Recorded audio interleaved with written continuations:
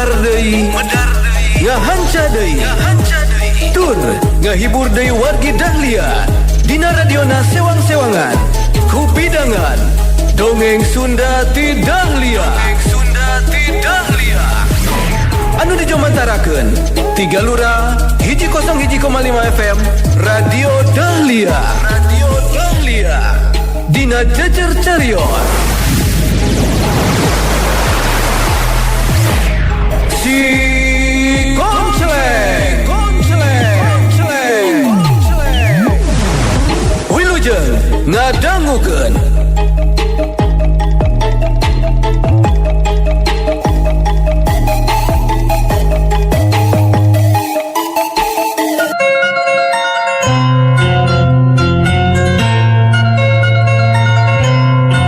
wargi Dahlia sadayana sigarang larang parantos rengse ngelaksanakeun tapana atuh ilmu sareng kasaktena oge janten nambihan dina danget ieu. Urang lajengkeun serial Si Konceleng dina jejer carios putus Si Konceleng tanding titisan siluman karya Bagus Arespati.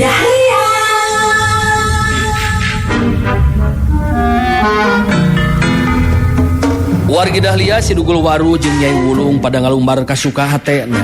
Caritaan sigarang larang tetela memang luyu jeung kanyataan. Sigarang larang ngareret ka Nyai Wulung jeung si Dugul Waru bari terus nyarita deui. Lumatak mani duaan montong make kudu bingung jeung harapan lawan anu punjul elmuna. Keur aing geus moal aya nu bisa nandingan diri aing. Seperti mangkluk anu tadi diomongkeun ku maneh duaan. Kabehanana pasti bakal ngojor ku yang aing. Walaya nu dibere diampun ku aing mah. Memang anu jadi andalan sakabeh pangeus si Alaswaringin teh eueuh deui kajabat ti diri maneh garang. Ngan geus ngabandungan kieu mah aing jadi bener-bener yakin ayeuna mah. Nya bener teh baru? Ya. Bener ye. Pokona mah geus jadi kapastian kangaradan sigarang larang geus beres tapana. Mangka moal aya jago atawa jawara anu bakal mampu nandingan ajen kasakten sigarang. Anu arti sakabeh kahirupan bakal aya dina keuperan leungeun urang. Lantaran si garang geus beres tapana, mangka dina poe isukan urang ngayakeun pesta waru. Urang pada suka-suka sabab sakabeh anggota anu aya di Alaswaringin sakuduna milu suka jeung bagja ku ayana si garang larang anggeus tapana. Kitu tawaru. Beres ya. Memang sakuduna urang ngayakeun pesta. Hitung-hitung negerakeun rasa kabunga hate ku ayana digarang anggeus tapana. Samalah geus karonjat ajen kasaktena. Sigarang larang ngabagikeun deui paneutupna ka Nyai Wulung jeung si Dugul Waru bari terus nyarita. Jadi maneh duaan ayeuna geus teh kudu bingung deui. Sabab setiap jalma anu bakal jadi panghalang kana tujuan urang, mangka ku aing geus pasti bakal dikojoran. Jadi salila ieu marane duaan eueuh anu becus yang ngojoran si Ngomot jeung si Wisrawa katu cade tadi teh. Oh tah si eta teh si Rangga Wulung jeung Nyai naon tadi teh si Garniti tah. Terus si Santana muridna si Widi Sakti teh nya tadi teh lain. Oh, siapa tuh baracus modaran jalma karitu patut ku aing.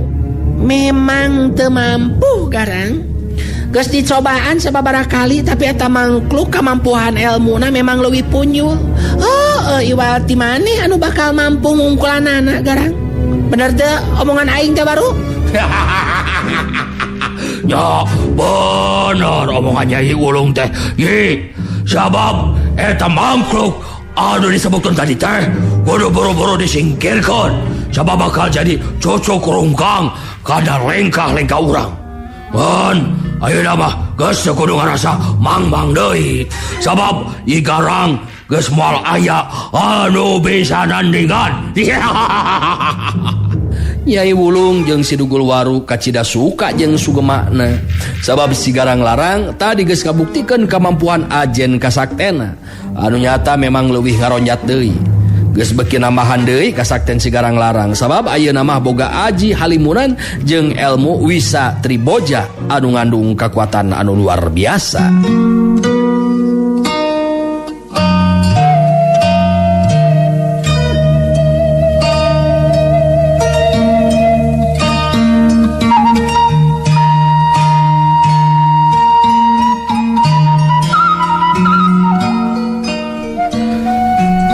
Caturkeun peuting eta di tempat anu sejen nyata dipadumukan Eyang Widisakti. Kaayaan Injani anu acan pulih sapinuhna tina pangaruh elmu gandrung ayu acan bisa diubaran sakama mistina da puguh kudu nungguan kaluarna santana ti jero guha. Saperti kaayaan harita Injani anu masih kene tacan sare atau kapaksa Eyang Widisakti kudu maturan ngobrol Injani sabab Injani anu teu boleh terus-terusan nanyakeun wae ngeunaan Mang Odek. Injani neuteup antep ka Eyang Widisakti bari terus nanyakeun ngeunaan Mang Odek. Janten, leres Eyang, mohon Mang Odek teh engke bakal aya sumping nih ka dieu. Ya terus terang, ya teh duka aku naon, pikiran abdi teh jadi ente tenang upami tadi ngali aya Mang Odek di dieu mah Eyang. Iya bae biraku Eyang kudu ngabohong aju gelis. Hidup menjadi kudu loba pikiran ayeuna mah.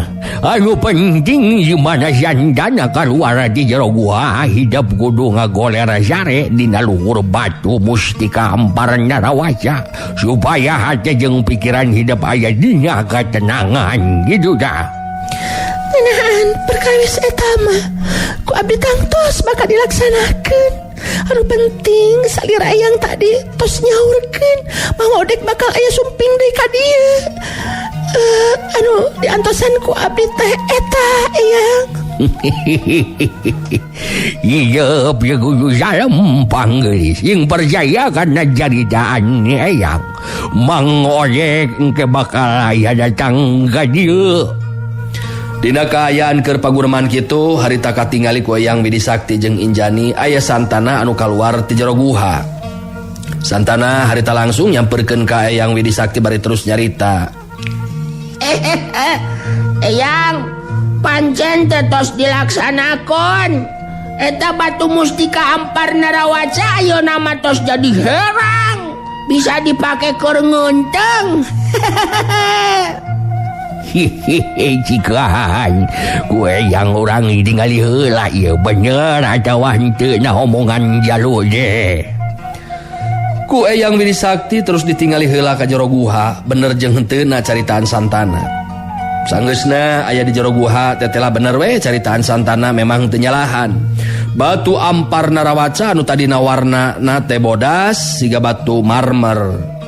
Nah, ayeuna mah jadi herang bisa dipake ngeunteung segala rupa.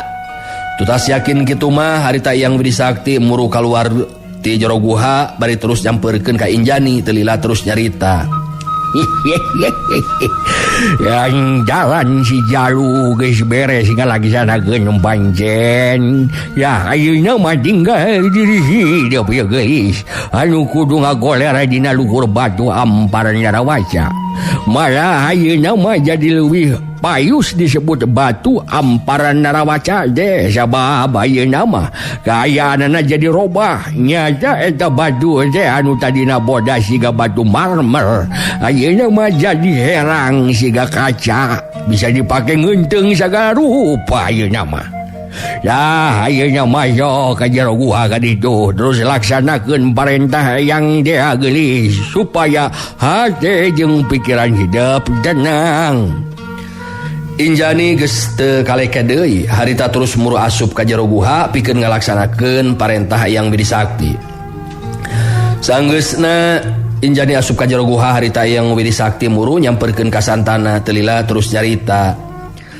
Ya, ayeuna mah urang duaan ngadagoan nyepikeun ka manjing wanci tengah beuting Jalu.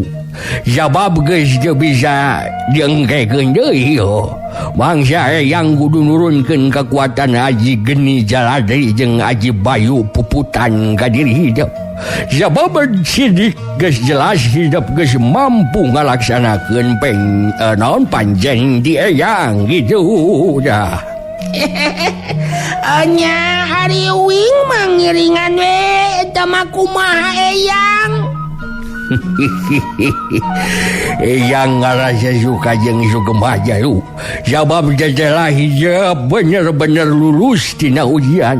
Nganu harati memang geus titis waris diajali kudu jadi ahli waris eyang. Peuting ieu mangrupa peuting anu ngandung ajen sajarah pikeun diri urang duaan. Santana memang kawilang budak anu teu bisa loba carita. Teu matak aneh lamun omonganana teu weleh pondok atawa singget. Karena loba tatanya ngan setiap pancen teh yang Widi Sakti teu weleh dilaksanakeun.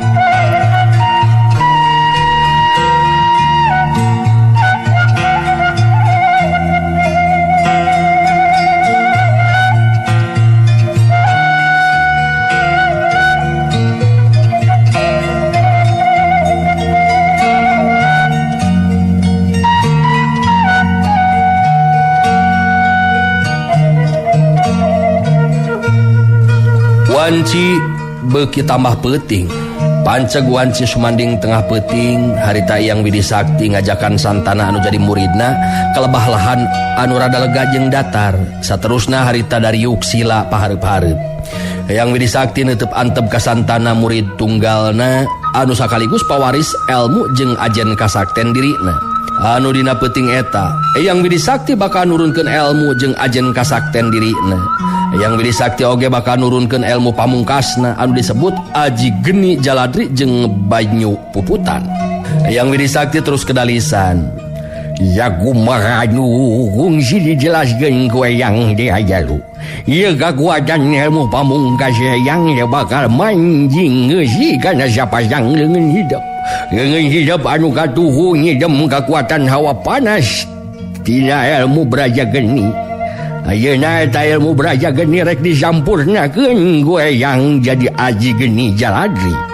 Sedengkeun leungeun kenca anu nyidem kakuatan hawa tiis dina ilmu Braja Banyu. Da ayeuna eta ilmu Braja Banyu rek disampurnakeun ku yang jadi Aji Banyu Puputan.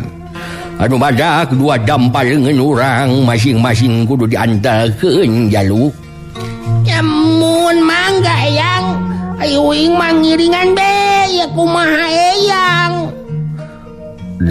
Ya terus damangke di mana hidup ngarasakeun hayana gederan anu kuat dina dampal leungeun yang kenca gaduhu anu nembus kana leungeun hidup sarta nyaksrak kana sakujur badan. Mangka hidup teu kudu ngarasa kaget. Eta tandana kakuatan yang geus nembus ka diri hidup. Ayeuna mah sok atuh urang mimijian jalu. Yuksila pahareup-hareup bari masing-masing dampal leungeun diantelkeun. Harita yang Widi Sakti jeung Santana bari ngatur arengha napasna. Lamun seug aya anu kabeneran merhatikeun kana eta kaayaan tangtu bakal kaget. Sabab katingali mimitina mah ukur leungeun yang Widi Sakti anu ngageleter. Teu lila leungeun Santana oge milu ngageter. Cukup lila lumangsungna eta kaayaan. Puncakna kejadian waktu Santana jeung Eyang Widi Sakti ting jarengkang ka tukang awakna lir upama anu dibantingkeun. Duanana jadi pada ting barengkang dina luhur lemah. Jengkang, koleang, gebut. Menang sajongjongan mah bos Santana kitu deui Eyang Widi Sakti. Ting lalempreh teu usik malik, da puguh masing-masing memang pada teu inget di bumi alam. Dan anu pangheulana ngulisik teh tetela Santana geuningan. Santana ngonel hudang tina ngagolerna. Terus ngareret ka lebah tempat Eyang Widi Sakti anu masih keneh ngabebengkang dina luhur lemah. Santana anu harita ngahudangkeun Eyang Widi Sakti anu kakarang ngulisik sadar tina kapihuanana. Ngan waktu dihudangkeun ku Santana katingali kaayaan Eyang Widi Sakti bangun anu lungse taya tanagaan. Sanggeusna diuksila malah Santana oge diuksila di hareupeunana. Yang Widi Sakti ngatureng hapanapasna saterusna harita kedah deui lisan. Iya, ulah ngageus mun ningali kaayaan yang ayeuna beda jeung kaayaan di Sasari Jalu. Jawab ayeuna mah yang geus teu boga ilmu jeung kakuatan kasaktian naon-naon. Kaayaan yang sarua we jeung kaayaan jalma biasa. Jawab sakabeh ilmu jeung kakuatan sarata kasaktian yang geus pindah sumanding manjing ka diri hidup Jalu. Jantan kumaha tuh bat kitu eyang uing jadi salempang ya teh. Dia kudu salempang ku kaayaan eyang Jalu. Sabab geus sakuduna kieu kaayaan anu lumaku dina waktu ayeuna. Jadi hidup geus jadi pawaris tunggal ilmu eyang. Sanajan hidup kasup budak tapi payus lamun disebut bocah sakti. Ingatkeun ku diri hidup Jalu. Ilmu jeung kakuatan anu kacangking kudu diri hidup kudu dipake keur ngabela kabeneran katun keadilan. Dan jerkeun karaharjaan jeung kasalamatan jalma loba. Sabab tangtuna oge wujud urang lain sato atawa tatangkalan tapi manusia. Nganu harji hidup kudu mampu ngawujudkeun laku anu saestu dina mangsa rumingkang di pawanyangan. Ngoning kumbuh lumaku bari jeung ngamalkeun ilmu. Jalu kudu bisa nyontoh sikap jeung pamadegan hidup si Koncleng Jalu. Harita yang Widi Sakti terus merewejangan ka murid tunggal nanyata si bocah sakti santana. Anu katingali saregep nakaranan ngadengikeun lisan anu dipedar ku yang Widi Sakti dina waktu harita.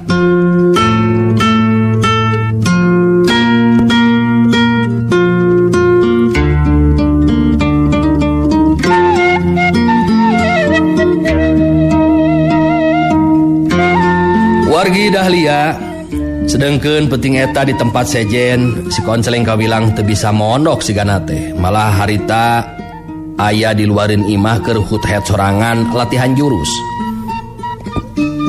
Dina waktu leureuh bari ngatureng hapanapasna si Koncleng anu ngajanteng nangtung bari nitenan sabudeureun eta petempatan hatena ngomong sorangan. Aduh, najan suku masih kene aya di dieu, tapi hati aing memang keuntepan ku perasaan mang ieu teh. Tahapan ilmu nu kacangking ku Nyai Garniti teu gampang diungkulanana. Malah komo lamun ngagunakeun pecut wisanagana anu nurutkeun katerangan ti Mang Odek mahapanan sakitu ampuhna eta pecut pusaka teh. Tapi kumaha gujubarna we kita. Anu penting aing usaha sakuat tenaga we ayeuna mah. Kitu diantara galecokna hate si Koncleng dina waktu harita. Memang wajar lamun si Koncleng kagentepan ku perasaan Mang. Sabab dina waktu bantrok kakuatan munggaran geus kanyahoan kumaha kamampuhan ilmu anu kacangking ku Nyai Garniti. Tapi kacangcayaan si Koncleng ngadatangkeun deui sumanget pikeun neruskeun latihan jurusna. Mangsa inget ka Wisrawa jeung hambali anu geus pasti hayang buru-buru bebas di tempat Nyai Garniti. Waktu si Koncleng ngaleureuhkeun kacape harita katingali keur diuk di tempat Parantiniis. Harita datang Mang Odek anu nyampeurkeun ka dinya. Aduh janten kumaha dinten enjing teh ge? Maksad Mang teh naha tetep bae teh bade dibujeng ka babakan balapati teh. Ya kudu kaditu atuh Bang. Kuring memang geus gilig pikir moal bisa mundur deui. Sanajan ari dina hate mah terus terang we teu bisa gampang kitu bae ngungkulan kamampuan ilmu Nyai Garniti teh. Komo lamun mikiran kumaha carana nandingan kamampuan pecut Nagawisa teh gitu Mang. Anu naon ngandung kekuatan kasaktian luar biasa. Tah ieu anu jadi bahan pamikiran teh Mang. Si Koncleng negerakeun perasaan ka salampanganana. Puguh memang keur si Koncleng mah salila makalangan di dunia kajawaraan memang tara ngagunakeun sanjata andelan saperti Nyai Garniti. Estu sanjata andelan si Koncleng mah nganu ukur sapasang leungeun jeung sukuna. Teu matak aneh lamun ayeuna si Koncleng jadi bingung kudu kumaha carana nying hareupan kakuatan pecut Wisanaga. Mang Odek katingali ngahulang sakedeung siga nu keur mikir. Teu lila terus nyarita deui bari neuteup ka si Konceleng. Anu mawi eta anu janten bahan pamikiran Mang oge ki. Namung kieu ki muhun me ieu mah. Mang bet ngolebat yo. Kumaha upami dinten enjing teh sateu acan angkat ka babakan balapati da urang nepangan heula Eyang Widisakti ki. Manawi yo aya wewengan ti anjeunna kitu kedah kumaha cara geusan mayunan pecut Wisanaga na Nyai Garniti. Itu tari pamikiran Mang mah cobi kumaha numutkeun emutan ki Konceleng yo. Si Konceleng ngahulang sakedeung narik napas panjang terus kedah deui lisan bari neuteup antep ka Mang Odek. Aduh, kuring memang geus gilig pikir ya. Geus ditekadkeun dina batin Mang. Poe sukan kuring tetep kudu ka babakan balapati. Kitu oge lain maksud ngandung hardi. Kuring teu satuju kana usul Mang Odek. Tapi kuring mah robah pemikiran Mang. Jadi kuring mah tinggal kumaha gujubarna we engke lah. Janten kieu be atuh pamikir tu maki. Dinten enjing Ki Konceleng mah angkat dah ngabujeng ka babakan balapati. Tah ari emang mah rek mios ke nepangan ka Eyang Widisakti.